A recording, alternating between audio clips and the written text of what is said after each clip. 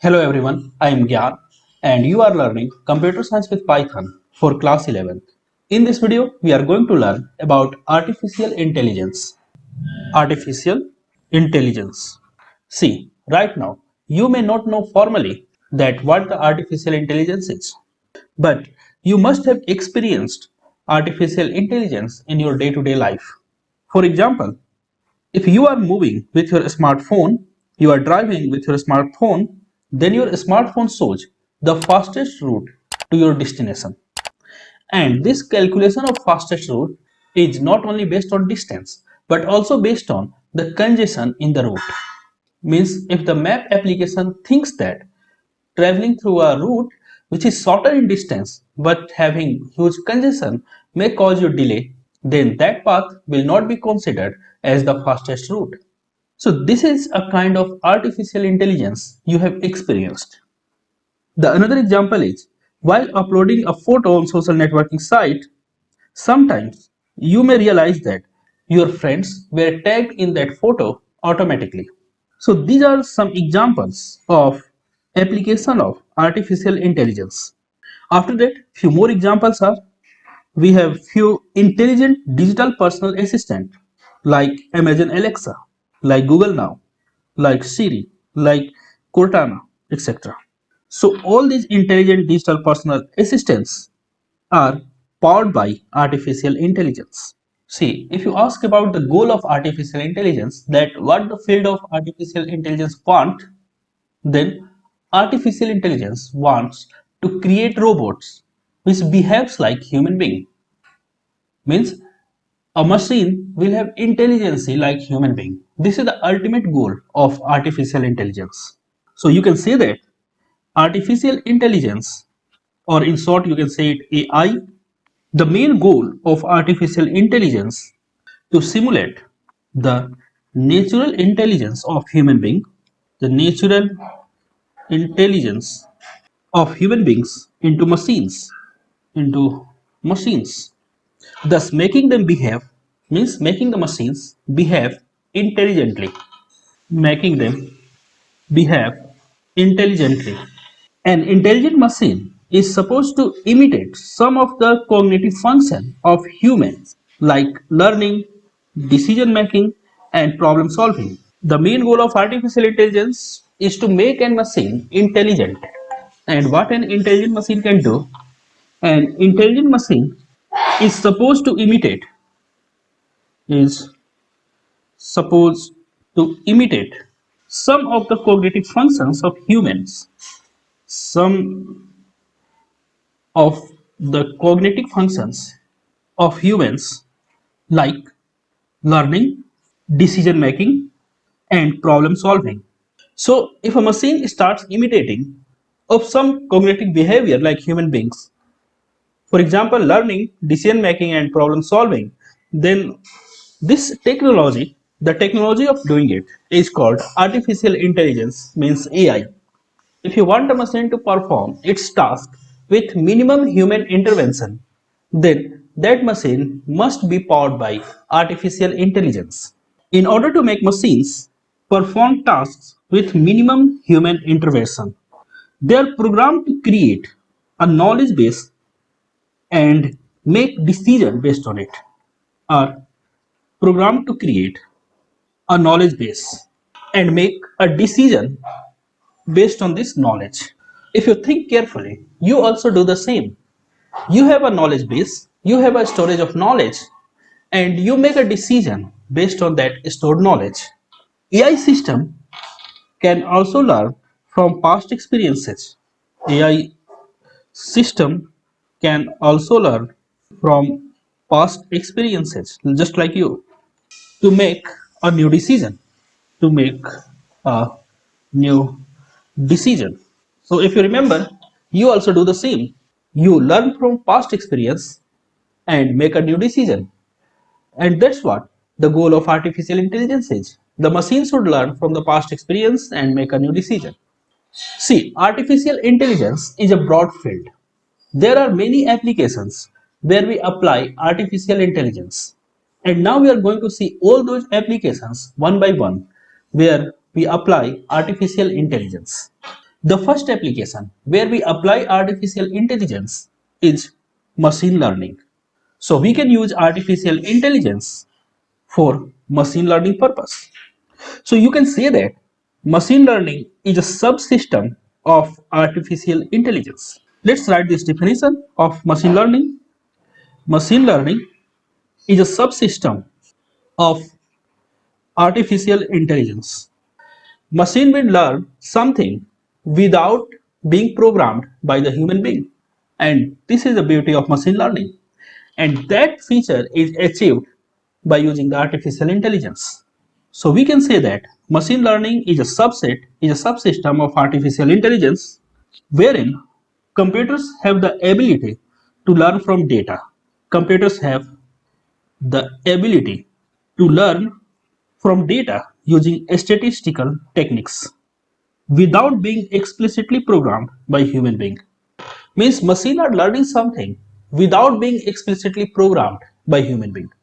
Okay, normally you program your computer to add two numbers. Normally you program your computer to do small or big stuffs.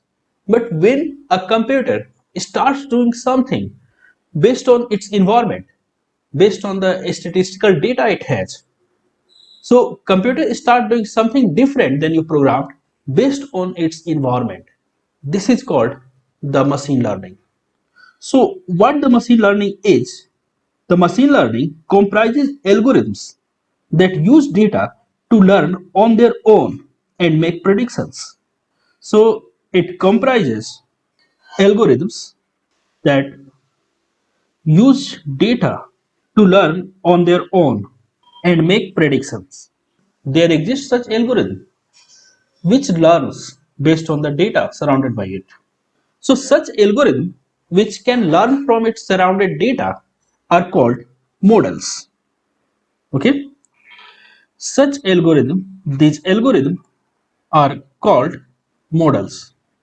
Such algorithms are first trained and tested using a training data and testing data respectively. These algorithms are first trained and tested using training data and testing data respectively. Now let's see an example of training and testing. We have a new kid.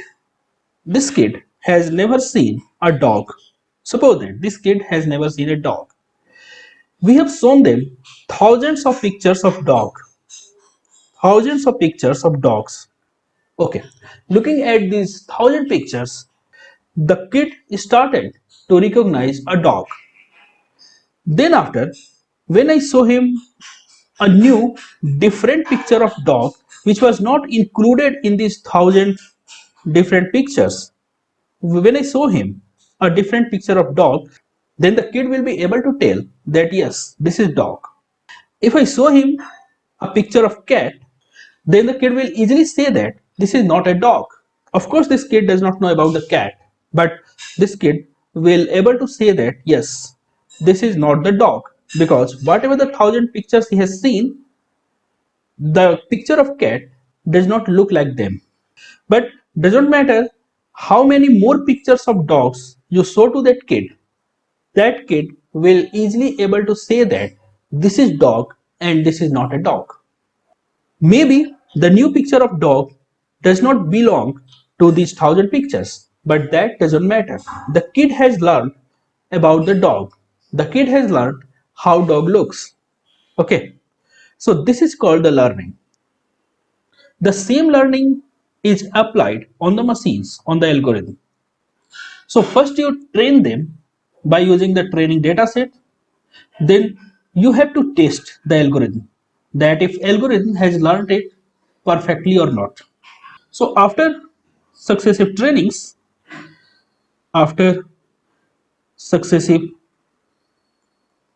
trainings, once these models are able to give results, once these models are able to give results to an acceptable level of accuracy, to an acceptable level of accuracy, then they are used to make predictions about new and unknown data used to make prediction about new and unknown data. So once a machine learn about how a dog looks, it will able to answer correctly on a data which was not used in the training. Any learning is not 100% accurate. Okay, there should be an acceptable level of accuracy. Suppose that a machine learning is 80% accurate, another machine learning algorithm is 90% accurate, something like that. No one can achieve 100% accuracy. So what we do in the machine learning, we have a training data using which we train an algorithm. Then we have a testing data which is different from the training data, and we test if the algorithm has learned it or not. Okay, if the algorithm is able to differentiate dogs from the other creature or not. And when we are sure that this algorithm has this percentage of accuracy, then we can use that algorithm for further predictions of the data. This is called machine learning algorithm. Hopefully you got this point. The another application where we use artificial intelligence is natural language processing, means NLP. So the other application of artificial intelligence is natural language processing, NLP. Natural language processing, NLP. When you type in the Google, then Google predict your searches. Google predict what you are going to search. Even Google corrects your spelling when you search something wrong. So the feature of search engine to predict the next word in the sentence and even spell checking your typed search keyword comes under natural language processing or NLP. So NLP deals with the interaction between human and computer using human spoken languages. The interaction between human and computers using human spoken languages. How you interact with the computer? You interact through the programming languages like Python, like assembly language. This is how you interact with computer. If you start interacting with computer with your natural language, like English, like Hindi, like Tamil, then this feature is called natural language processing by the computer. So NLP deals with interaction between human and computers using human spoken languages like Hindi, English, Tamil, etc. See, have you experienced that you can search on the web just by using your voice? This comes under NLP, natural language processing. Using NLP, a system can perform text to speech or speech to text conversation. Few applications where NLP is used are the first one, voice search on web.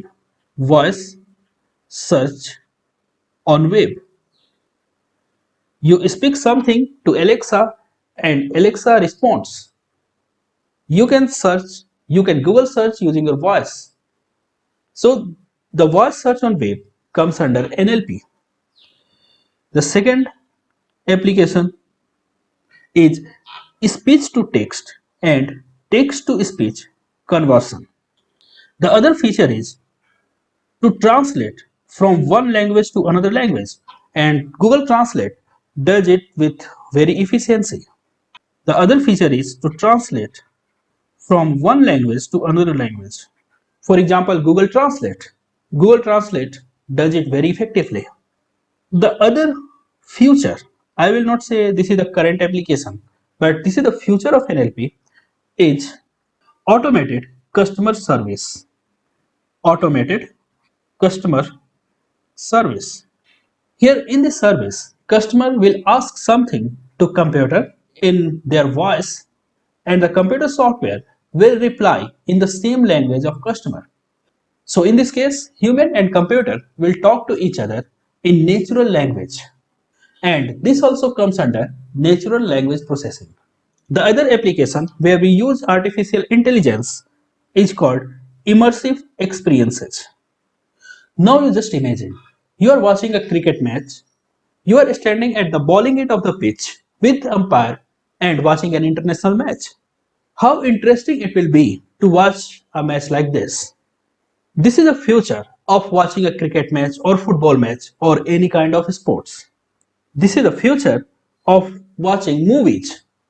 We will be there in the environment of the movie and we will watch the movie just like we are the part of that environment, we are the part of that ambience. With the three-dimensional videography, the joy of watching movies in theaters has reached to a new level. Video games are also being developed which provides a real experience, like you can actually drive a car, you can actually fight in the battlefield. All these experiences comes under immersive experiences. That ambience of 3D environment around us will look so real that we will feel that we are actually standing in that environment. You will keep on walking in the Wankhede Stadium and will keep on watching the match. So that will be awesome for you. That will be awesome experience of watching an international match. There are some real life uses of immersive experiences like flight training. Means if a pilot want to learn to flight, then there will be flight training provided by using the immersive experience. The driving simulators, you can learn driving by using the simulators. So in these fields, we are using immersive experiences. Okay, so hopefully you got what the immersive experiences are. There are two kinds of immersive experiences. One is called virtual reality. Virtual reality. Have you played a game like this? This is virtual reality. In the virtual world, this guy is actually fighting with enemies. What this guy is wearing on his head is called VR headset, means virtual reality headset. And using this virtual reality environment, you will feel something which does not exist. Even to make the virtual world to look more realistic, they give you sensory information like sound, smell, motion, vibration, and temperature. That means if you fire your gun, you will feel the back force by the gun. And this is how a virtual world will become real for you. And that will become a reality for you. That means the virtual reality is a reality which actually does not exist. You will perceive the virtual world through your five senses. You will see it, you will hear it, you will smell it, you will feel the vibration. But that is the virtual world that actually does not exist. So this is called virtual reality. The other field of immersive experiences is augmented reality. Augmented reality. See, augmented reality is not virtual. The augmented reality is an actual world. But how augmented reality works, it adds some more information to the actual world to make it more interactive for you. That means here this guy is looking at the road. While looking at the road, all the scenario in his phone is accurate. This is what the scenario he has in front of him. But what his mobile phone is doing, the mobile phone is adding a path information and how much distance he has to go in the same scenario. If your computer system adds few more information on the existing scenario to make the existing scenario more clear, then this phenomenon is called augmented reality. Look at here, this guy is looking at his sofa. What his mobile phone does, mobile phone just rearrange the colors to make it look more real, to make it look more clear. Sometimes you also have witnessed that if you watch a scene just in front of you through your camera, through your mobile phone, that inside your mobile phone that scene looks very clear, and with your naked eyes that scene does not look that great. This is because of augmented reality is present in your mobile phone. Your mobile phone shows the real picture, but with enhanced reality, with enhanced colors. with enhanced information, etc. And this is called the augmented reality. See the difference. The virtual reality is not real. That is virtual. You feel like you are in a virtual world. But the augmented reality is the real thing. Your computer, your mobile phone just added few more information to that to make it more clear. And this phenomenon is called augmented reality. Look at here. He is looking this soap through his phone and his phone is showing him the direction. So whatever he is looking at his phone is real. But the extra thing added to this picture is the direction. This is the augmented reality. So what the augmented reality is? The superimposition of computer generated perceptual information over the existing physical surrounding is called augmented reality. It adds components of the digital world to the physical world.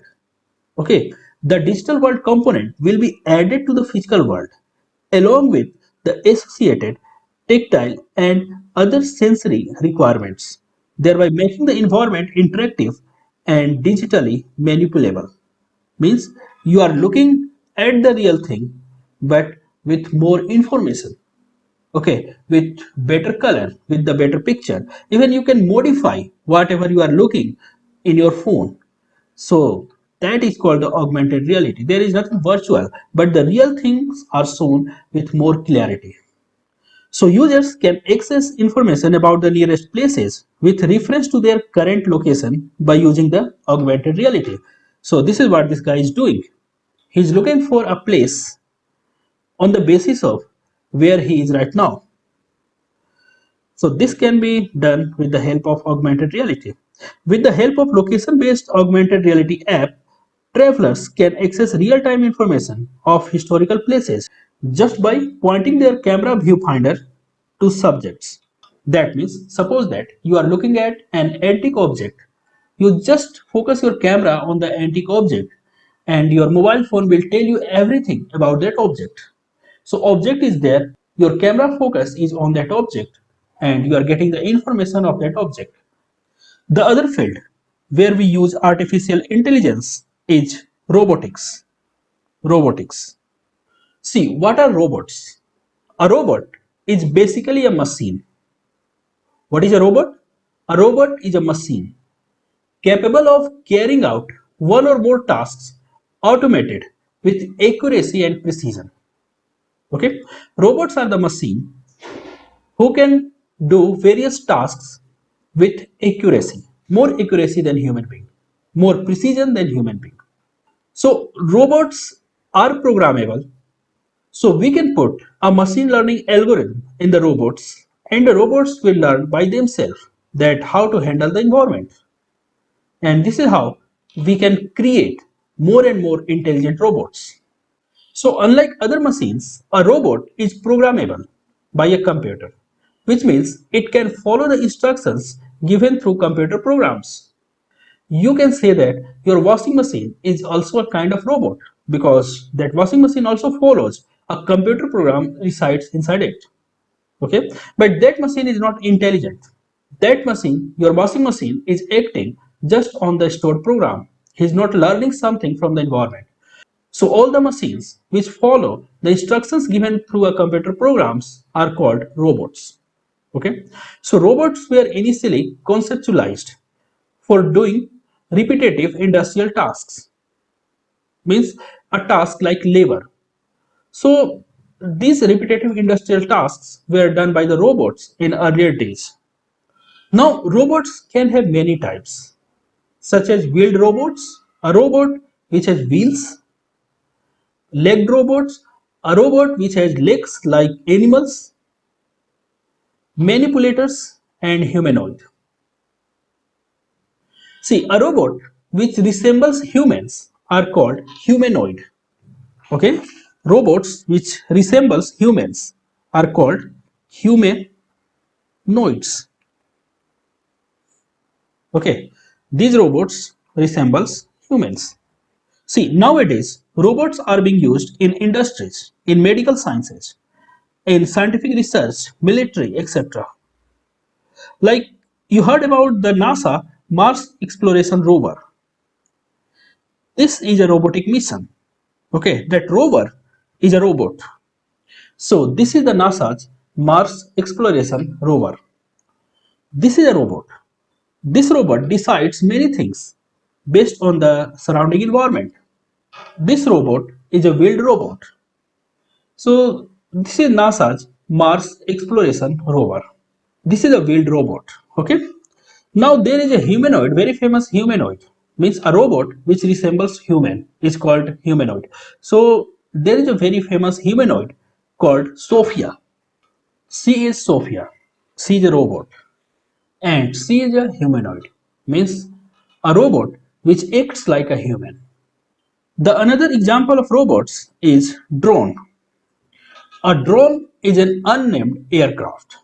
Okay, as you can see, the drone flies in the sky. So a drone is an unnamed aircraft which can be remotely controlled or can fly autonomously through software controlled flight plans in their embedded system. Okay, so it has software controlled flight plans in its embedded system, means it has a circuit, it has a chip inside it which contains a program which guides this drone to fly based on the instruction given by the drone pilot. The drone works in the conjunction with onboard sensors and GPS. This drone has a GPS and other onboard sensors through which it gives the information to its pilot that where I am right now. And the pilot controls this. They are being used in many fields, means the drones are used in many fields like journalism, filming, and aerial photography, shipping and delivery. So a drone can be used in multiple fields. Okay, you can send a packet by the drone. You can film great views by using drone. So there are multiple uses of drone. So this is all about artificial intelligence.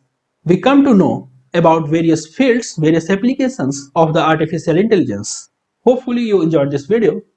See you in the next video.